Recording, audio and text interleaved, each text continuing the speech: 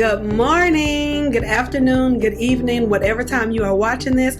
But I think I need to also say Happy New Year because I don't think I've done a video or a live or anything since 2022. So Happy New Year. I hope this year is serving you well. I wanted to share something real quick with you today. And normally I go live and do this, and I might do a live on it, no telling, like to go more into it. But I wanted to do this quick recording for you because this is actually a part of a self-Bible study that I had last year, but it keeps ringing true. And for most of you, I believe that this is going to be the one thing that is going to help get you into that mind of revelation, or get that revelation dropped in your spirit that is going to help propel you for this year, for 2023.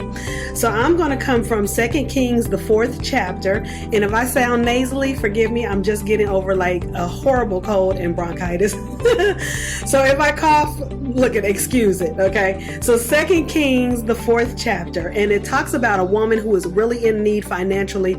She's in a desperate place and she cries out to the prophet, okay? She cries out to the prophet. She doesn't know what to do. Literally, she feels like her back is against a wall. So listen to this, 2 Kings 4. It starts off, I'm starting at the 1st chapter.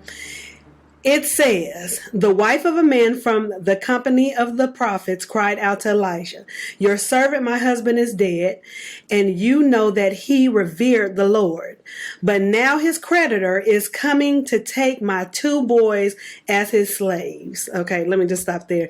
Aren't you guys glad we're not in a time where if we owe somebody money, they're going to come take our kids? Praise Jesus for that. It goes on the second verse. Elisha, which is the prophet, Elisha replied to her. I want y'all to get this. Listen to this closely. Elisha replied to her, how can I help you? Then he says, tell me, what do you have in your house? Blink, blink. What do you have in your house? God wants you to pay attention to what you already have within your possessions, within your gift, in your house. What do you already have that can help, that you can use, that is going to propel you? Propel you into purpose, to propel you and bring in another resource of income, or take over or replace some income. What do you already have? And I know most of you all are really gifted, okay? Most of you all are really gifted, but I think too, a lot of people have been in a state of complacency. This year is not the time to be complacent. It is not the time to be fearful. It is not the time to just kick back and just let the chips fall where they may. No, this is the year of intention. So God is telling you to pay attention. What do you have in your house? What gifts do you have that you might take for granted? What can you do? What can you provide? What can you say this could be a whole lot of things. What can you say or what can you do that is going to move you into purpose, that is going to provide for you what you need in this season? And I want you to take inventory of this. I want you to get a notepad or get out your iPad, your iPhone, your Android, whatever you have, and you need to start taking stock of the gifts that God already gave you. A lot of you are asking God to give you more, and you have not utilized what He already gave you. This is the season that God wants you to start utilizing the gifts that He already gave you. Even those gifts that have been dormant, and that you feel like, oh, I missed my opportunity. I missed my window of opportunity. It's not going to happen. God said no.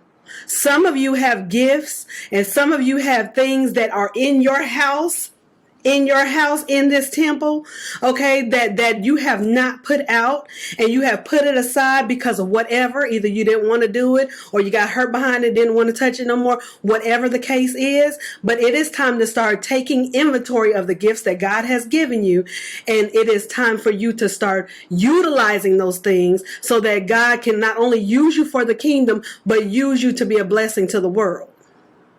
So I ask you this question. What do you have in your house that has been laying dormant that you have not been utilizing? So think about that. Think about that and search deep. Do not overlook anything. Don't overlook anything. And then if you know what that is, or you do find out, even if it's a week later, I want you to come back to this video, but I want you to drop it in the comments. Even if you want to drop one or you want to drop multiple things so that we can hold each other accountable. What has been revealed to you that you already have that you have not been utilizing? Now I'm going to do another video, or like I said, on the next part of this, because that's a whole nother topic within itself, and be looking out for that video. I might even do it live, but regardless, I'll let you know and you'll see the notifications for it. But what do you have? And I know I keep asking that because I want you to start thinking. Start thinking about what you have already been given, those gifts that come easy and natural to you.